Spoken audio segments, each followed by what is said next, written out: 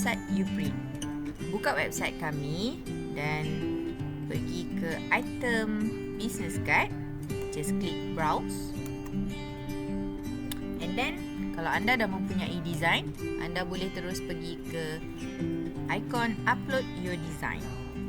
Klik browse. Dan anda akan nampak dua jenis business card yang telah kami sediakan, iaitu business card double side dan single side.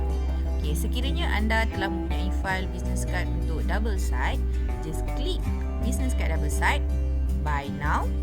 Anda akan dapat template size untuk preview business card anda. Di Uprint, kami sediakan 3 size business card untuk anda pilih, iaitu 90mm x 55mm, 9050 dan juga 9045mm.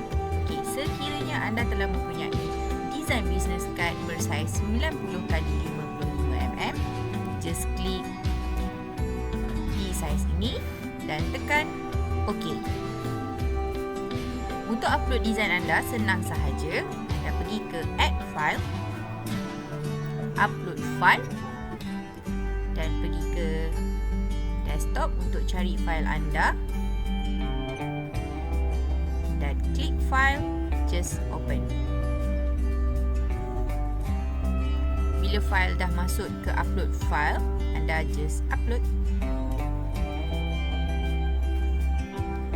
Setelah selesai upload, anda boleh klik done.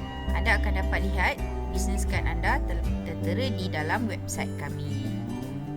Anda boleh preview untuk front side dan back side. Sekiranya anda telah berpuas hati dengan preview yang anda telah view, anda boleh isikan job name, contohnya Ima, dan anda boleh terus pergi ke add to cart,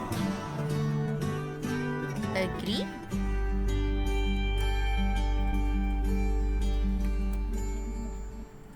Okey, done. Itu saja.